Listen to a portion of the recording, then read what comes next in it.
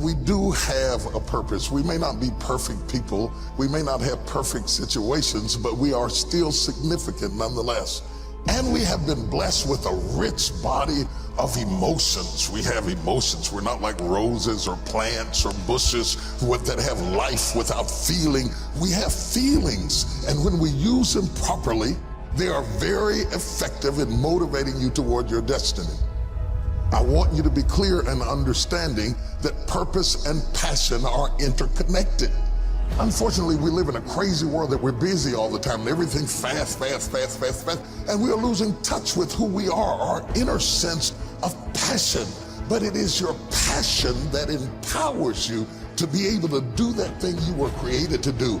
We have passion through which we thrust into the throes of life to accomplish the things that we were created to do so that we can function at a higher dimension with authority and with conviction. You need passion to withstand all the obstacles that go along with your purpose.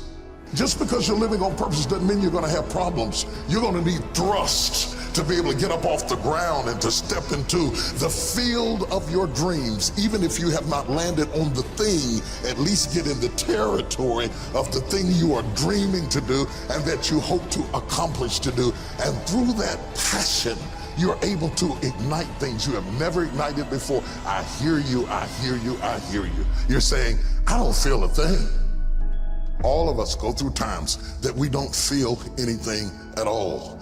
But in order to ignite passion again, you have to be exposed. Get out of the boat, Peter. Walk on the water. Go do something you've never done before. Get involved. Get connected. Because when you are exposed, you see that there are more options than your contemporary situation at any age. That's the good news about it. You don't have to be cute. You don't have to be pretty. You don't have to be a size 3. You don't have to be a blonde or brunette. You don't have to be 20 or 50. At any age, you can still ignite your purpose through finding your passion. That's good news. What then do we do with the lulls in life? The dark shadows in life. We all have them. The secret pains and burdens that we have in life. Are they in fact distractions from our purpose? Absolutely not. I have never seen anybody who did extraordinary feats that didn't have extraordinary issues. It is the passion that gives you the power you need, but it is the pain from which you have the conviction about it. If you had not been through some pains, you would not have the burning to do what you do. I believe that children are like arrows. They need to be directed. You aim them at the thing you want them to hit, but you don't push an arrow, you pull it away from it. And it is the digression that causes the progression. If your life has been tough and it's been hard and you had to pull yourself up by your bootstraps and your childhood wasn't so good, guess what? That was just the arrow being pulled back so that when you are released, you can thrust after the thing you're after. So you don't have to grieve over what you didn't get and what didn't happen and how you were treated and who didn't raise you and who didn't love you. You don't have to grieve about it at all. Once you understand, the greater the digression, the stronger the progression. If Nelson Mandela had not been incarcerated, had not been mistreated, had not been ostracized, he would not have the passion to do what he does. If Oprah Winfrey had not gone through the things that she had gone through, she would not be so committed to making sure that everybody finds their purpose and finds their dream and everybody gets healed and everybody's okay. I'm telling you, what you think is working against you is actually working for you. My challenge in our generation is that gradually through entertainment, through television, through media, through every way possible, we are living in a generation of the dumbing down of ideas. Because we have traded effectiveness for busyness. Statistics say we are busier than any other generation we have seen in the last 300 to 400 years. We are so busy. We are busier than a one-arm wallpaper hanger. We're just busy. We are just as busy as we can be, and we think because we're busy, we're effective. But I want you to challenge your schedule for a minute and ask yourself, are you really being effective? Or is your life cluttered with all kinds of stuff that demands you and drains you and taxes you and stops you from being your highest and best self? And are you substituting busyness and all the chaos that goes along with busyness from being effective? Let me tell you, a bunch of scientists got together, they began to do some research, and they begin to determine that 80% of the things we do are busy things that we do in an area that is not effective, that the average person only spends 20% of their time doing the thing that they are really gifted at, created at, passionate about, excited to do, and the rest of it is all the dismal, dumb stuff that we all have to do in order to survive. Just crazy stuff that we're doing. Wonder what would happen if we would go from doing 80% of things that are busy but not effective and 20% of the things that are really effective if we would switch those numbers around and only give 20% of our time to the things that we have to do and 80% of our time to the thing that we were created to do. Wonder what would happen to your life. Now think about it a minute. There's a lot of things you could take from me and I could make it. You could take my suit, I got another one. You could take my car, I could get another one. You could take my house, I could get another house.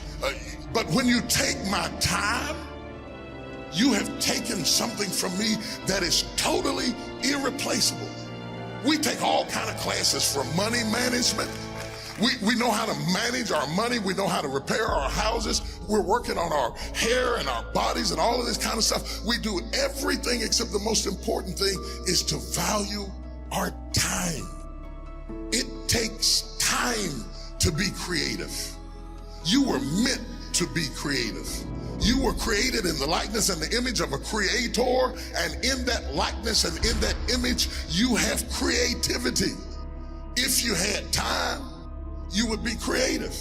But in the absence of time and with busyness and clutter and the phone, beep, beep, beep. Y'all got music playing on your phone, all kinds of stuff. And no matter what kind of song you put on it, after a while you hate to hear it, because every time you hear that sound, you know it's somebody else wanting something else from you that's taking you away from what you are gifted and creative to do. This is a life class. That means that we have an opportunity to learn how to maximize our lives. Think of the things that you're doing that somebody else could be doing.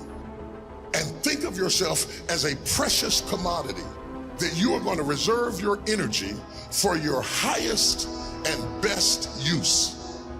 The first thing we teach people that understand their significance, if you are doing anything that somebody else in your life could do, you are not reserving yourself for your highest and best use.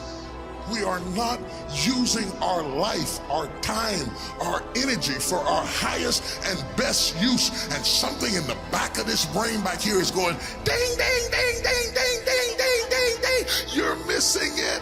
You're missing your life, your purpose, your passion, your excitement, your enthusiasm. And through these classes, what we want to do is shake you and rattle you and stir you up to understand that every moment is a gift, every second is a gift, every thought is a gift, every idea is a gift, every opportunity is a gift, everybody you meet is a gift. You are gifted with opportunities, and I want to show you how to begin to maximize what you've got. People will define you by how they met you. Whether it may be girlfriend, mother, banker, whatever it is, they define you right there. They put a period. But if you have the capacity to do more, turn that period into a comma. I tell people, don't let people put a period where God has put a comma. Explore all of your life, no matter how diverse it is. There are some people who have more capacity and they can handle more things, and there are other people who have to focus on one thing and do one thing well. You have to determine which one you are and be that. A lot of people don't know how to get over the past. They don't know how to forgive. They confuse forgiving with forgetting. You don't have to forget it to forgive it. They need to also realize that forgiveness is a gift you give yourself. It does not exonerate the perpetrator. It doesn't mean that they weren't wrong. It just means that I'm not going to be tied to what they did the rest of my life.